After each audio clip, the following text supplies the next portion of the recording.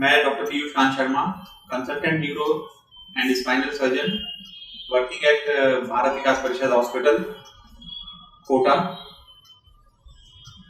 आज हम low back एक कमर के दर्द के बारे में चिंतन करेंगे। लो बैक एक जनरली पेन शुरू होता है लो बैक रीजन में, लंबोसेक्रल रीजन में, और ये नीचे तक जाता है दोनों पैरों के तरफ से रेडिएट होकर नीचे नर्व्स के थ्रू दोनों पैरों में दर्द होता है।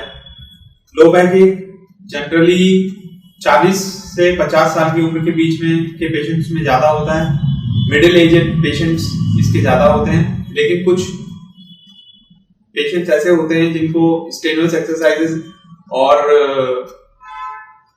जिम एक्टिविटीज करते हैं, तो उनको कम एज में भी ये लो बैक एक शुरू हो जाता है। लो बैक एक के बहुत सारे कारण हैं, जिसमें मोस्ट कॉमनली लो बैक एक स्पाइन का जो वर्टिब्रल बॉडीज हैं, वर्टिब्रल बॉडीज के बीच में इंटरवर्टिब्रल डिस्क हैं, उसके सरकने से नर्व्स में दबाव होने की वजह से मोस्ट कॉमनली लो बैक एक होता है। ये बहुत कॉमन बीमारी है, आजकल के परिवेश में काफी ज्यादा लोगों में होती है। ये शियाटिका के रूप से भी जानी जाती है, क्योंकि ऊपर से जो नर्व्स बनती हैं लंबोसेक्रल रीजन से, ये नीचे पैरों के नीचे तक, तलवों तक इस नर्व का, शियाटिक नर्व का डिस्ट्रीब्यूशन होता है।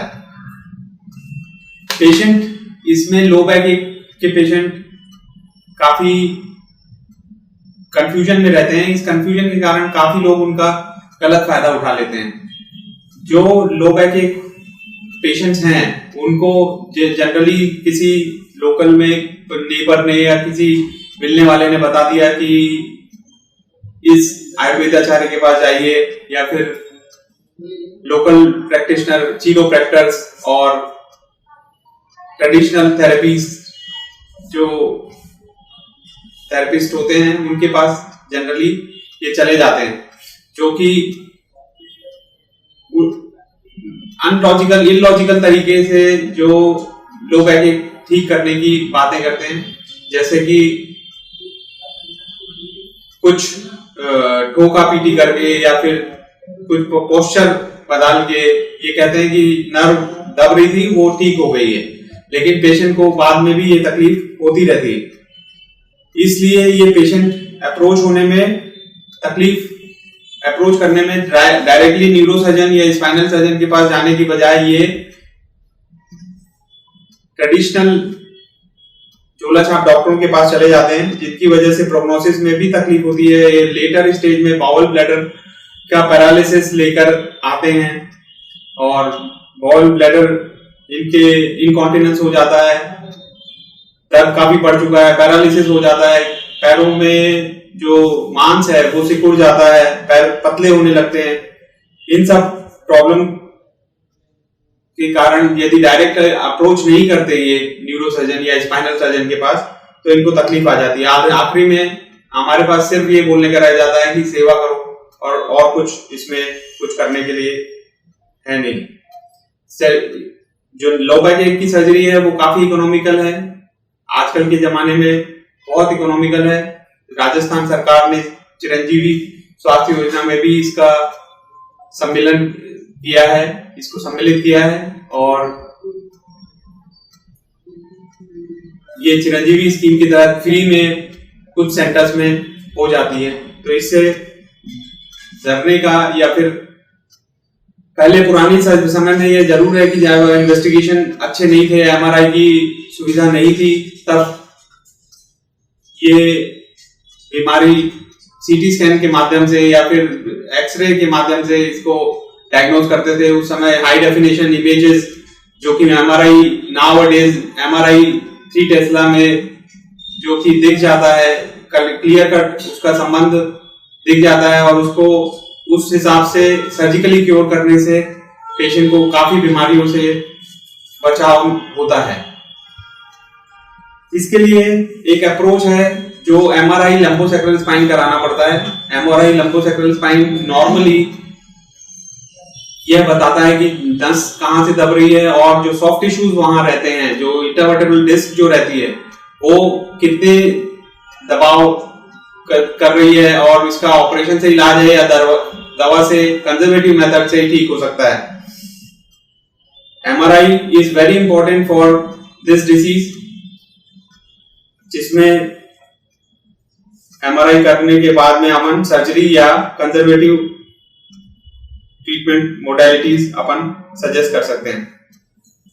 कई टैबूज हैं जो आजकल की लाइफ में होते हैं कि लोग ये सोचते हैं कि स्पाइन सर्जरीज के फेलियर बहुत ज्यादा हैं, स्पाइन सर्जरीज में पैरालिसिस हो जाएगा, बेड रिडन हो जाएंगे, लैट्रिन पेशाब का इनकॉन्टिनेंस हो जाएगा।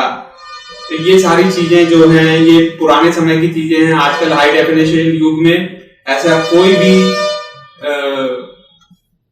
कोई भी कारण नहीं है जिससे ये कॉम्प्लिकेशन हो जाए। कॉम्प्लिकेशन होते हैं लेकिन दे आर वेरी मिनिमल, बहुत कम कॉम्प्लिकेशन में ये सेफली ठीक हो जाता है और इसके हिसाब से पेशेंट अपना रूटीन फॉलो करना शुरू कर देता है। काफी इकोनॉमिकल ट्रीटमेंट आजकल अवेलेबल है और प्रोटोकॉल सबका समान रहता है। या तो फिर वो कोटा में करवाएं या बड़े सिटीज में लाइक दिल्ली बंबई में करवाएं या फिर अमेरिका में करवाएं, protocol is the same. MRI कराना पड़ेगा, उसके बाद डायरेक्शन चेंज होता है कि आपको कंजर्वेटिव ऑपरेशन करना है, ऑपरेशन से ठीक होना है या कंजर्वेटिव वाली मेथड से ठीक होना है। इसके लिए मोस्ट कॉमन मेडिसिन प्रीगाबालिन या गाबापेंटिन जो न्यूरोपैथिक पेन के लिए देते हैं वो एडवाइस करते हैं, और एक एनाल्जेसिक्स और एंटासिड ये कॉमनली इस डिजाइन पर, जो यदि स्प्रेन या चोट की वजह से या फिर सुपरफिशियल मसल्स के खिंचाव की वजह से यदि पेन होता है तो वो इन मोडेलिटी से ठीक हो जाता है। जो जनरली पेशेंट जनरल फिजिशियन के पास जाते हैं, क्योंकि थोड़े समय के बाद उनको यदि पेन ठीक नहीं होता है तो they send patient to the spinal और न्यूरोसर्जन, जहां पर वो प्रॉपर ट्रीटमेंट MRI करा के ले सकते हैं। प्रोटोकॉल MRI करने के बाद सर्जरी या फिर कंजर्वेटिव मीन्स में प्रीगाबालिन या गाबापेंटिन या फिर एनाल्जेसिक एंटासिड लेकर यदि ठीक होना होता है तो वो जल्दी ठीक हो जाता है। यदि उससे ठीक नहीं होता है तो इसके लिए MRI में जो अपने को न्यूरो या स्पाइनल सर्जन बताते हैं कि ऑपरेशन करने की जरूरत है या नहीं है, ये भ्रांतियां दूर करने के बाद में यदि वो ऑपरेबल है तो ऑपरेशन के भी इकोनॉमिकल रूप में होने के पूरे प्रयास किए जाते हैं। मैसेज इस वीडियो के माध्यम से मैं ये मैसेज देना चाह रहा हूं कि लो बैक एक के बारे में ज्यादा से ज्यादा अवेयरनेस फैलाएं। यदि MRI के से डिटेक्ट हो जाता है तो MRI कराना बहुत जरूरी है इसमें, और चिरंजीवी और अन्य स्वास्थ्य योजनाएं हैं उसमें RGHS जैसे, उसमें लाभ लेकर अपने लो बैक के लिए पूरी तरह से इलाज करना है।